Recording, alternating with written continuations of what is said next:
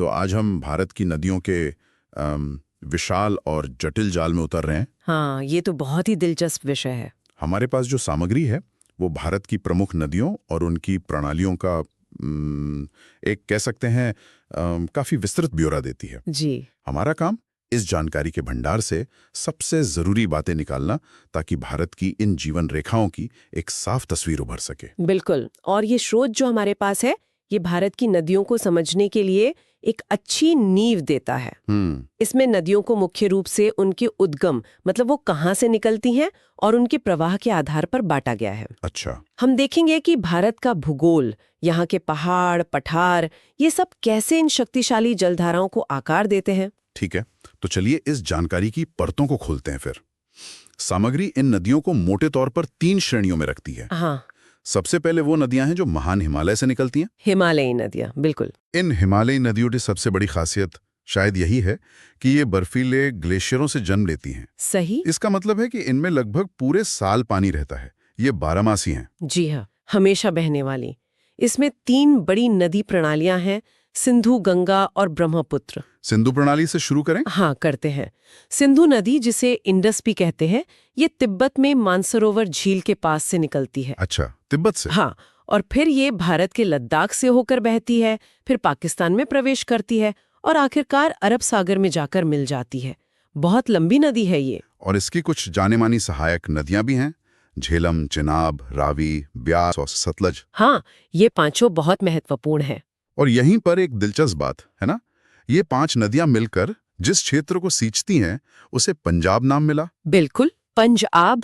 यानी पंज-आब, 5 पानी या 5 नदियों की धरती। कितना सीधा संबंध है भूगोल और नामकरण का। ये एक बेहतरीन उदाहरण है कि नदियां कैसे किसी क्षेत्र की पहचान बनाती हैं, उसकी संस्कृति को गढ़ती हैं। अब गंगा प्रणाली पर आते हैं, शायद भारत की सबसे पवित्र और जानी मानी नदी। हाँ, गंगा। स्रोत भी यही बताता है कि ये सिर्फ एक नदी नहीं, बल्कि एक पूरी संस्कृति का आधार है। गंगा का सफर असल में गंगोत्री ग्लेशियर से भागीरथी के रूप में शुरू होता है। जी। फिर देवप्रयाग नाम की जगह पर ये एक और नदी अलकनंदा से मिलती है और वहां से इसका नाम गंगा पड़ता है। एकदम सही।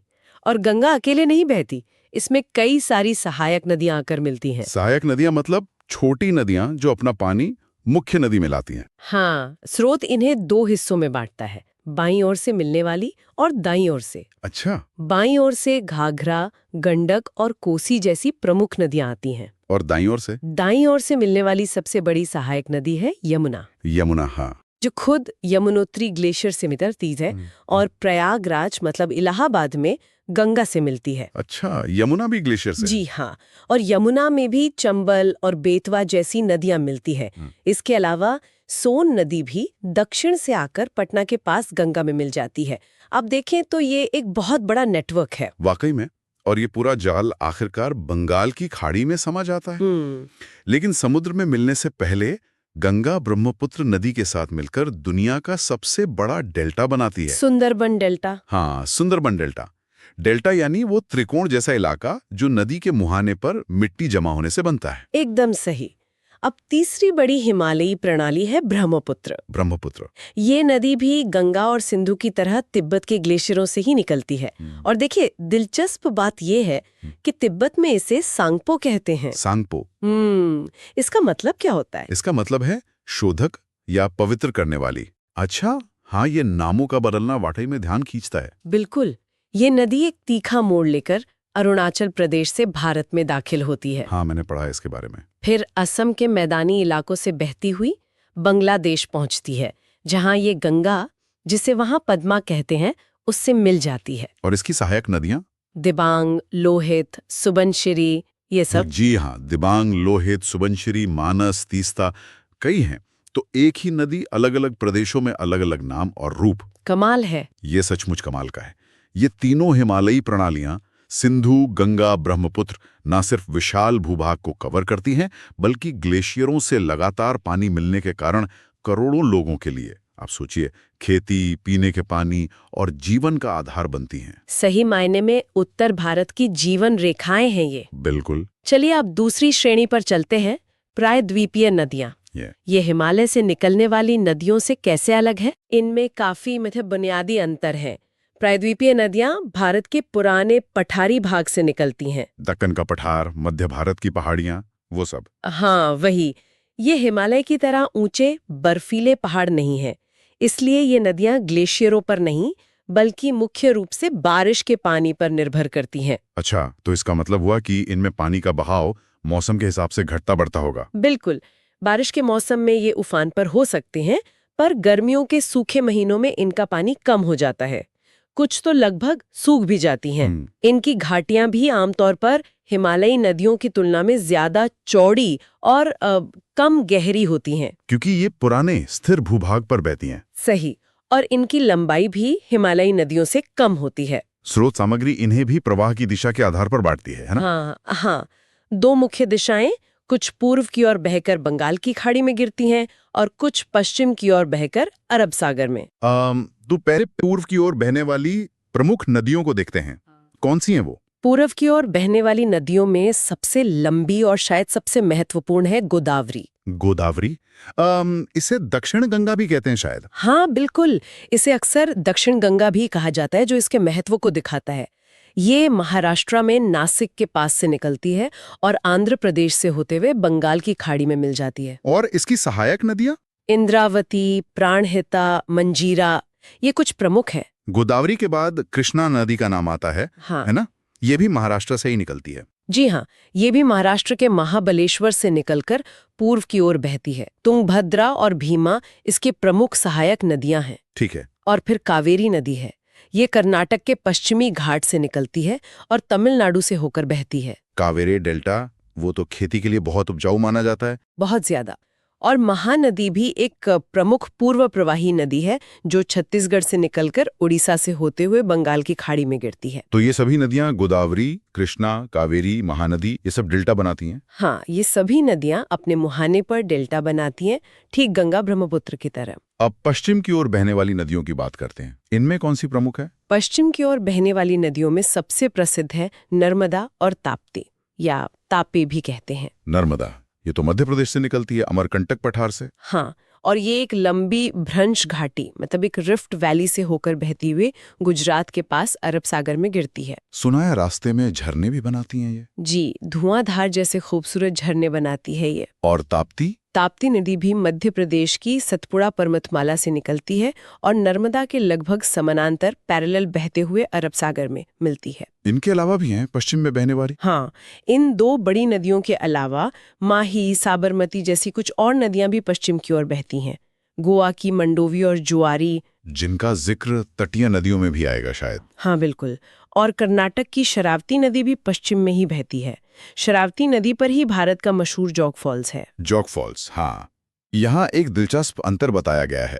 पश्चिम की ओर बहने वाली नदियां, खासकर नर्मदा और ताप्ती, डेल्टा नहीं बनाती। ऐसा क्यों? हाँ, ये एक बहुत महत्वपूर्ण बिंदु है।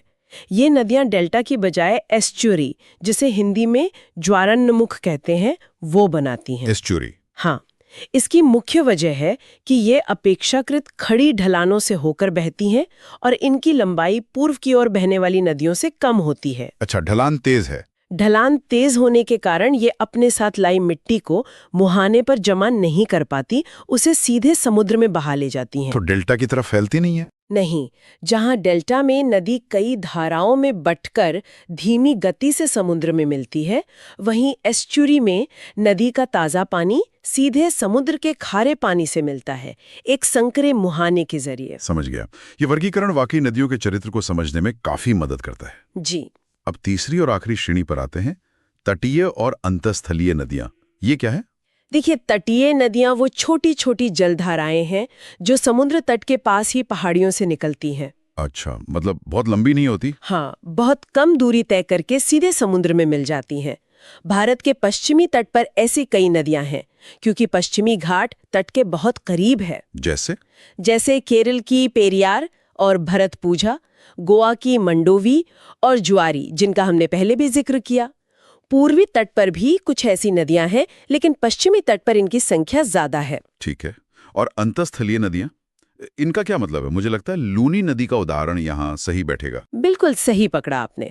अंतःस्थलीय जल निकासी या इनलैंड ड्रेनेज का मतलब है कि ये नदी समुद्र तक पहुंच ही नहीं पाती, मतलब बीच में ही खत्म, ख्वा। एक तरह से। लूनी नदी राजस्थान की अरावली पहाड़ियों से निकलती है, कुछ दूर बहती है, लेकिन फिर गुजरात के कच्छ के रण के रेगिस्तानी या दलदली इलाके में पहुंचकर वहीं लुप्त हो जाती है। जमीन में समा जाती है। हाँ, या तो जमीन में समा जाती है या वाष्पित हो जाती है। ये समुद्र तक अपना पानी नहीं पहुंचा पाती। ये भारत में अंतःस्थलीय जल निकासी का सबसे अच्छा उदाहरण है। तो अगर हम इस पूरी जानकारी का सार निकालें, संक्षेप में कहें, तो भारत की नदियों को हम 3 मुख्य समूहों में देख सकते हैं। हाँ, बिल्कुल। पहला, हिमालयी नदियां, जी ग्लेशियर से निकलने वाली, साल भर पानी वाली, लंबी नदियां जैसे सिंधु, गंगा, ब्रह्मपुत्र। जी दूसरा, प्रायद्वीपी नदियां, जी पठारी इलाकों से निकलने वाली, बारिश पर निर्भर मतलब मौसमी नदियां। जी इनमें भी 2 तरह की। पूरब की ओर बहने वाली और पश्चिम की ओर बहने वाली। हाँ, पूर्व की ओर बहकर डेल्टा बनाने वाली, जैसे गोदावरी, कृष्णा, कावेरी, महानदी, और पश्चिम की ओर बहकर एस्चुरी बनाने वाली, जैसे नर्मदा, ताप्ती। एकदम सही। और तीसरा समूह हुआ तटीय और अंतःस्थलीय नदियों का, छोटी तट के पास बहने वाली या फिर वो जो समुद्र तक पहुंच ही नहीं पाती, जैसे लूनी। हाँ, ये वर्गीकरण भारत की नदियों की विविधता और उनकी जटिलता को समझने का एक बहुत अच्छा तरीका है।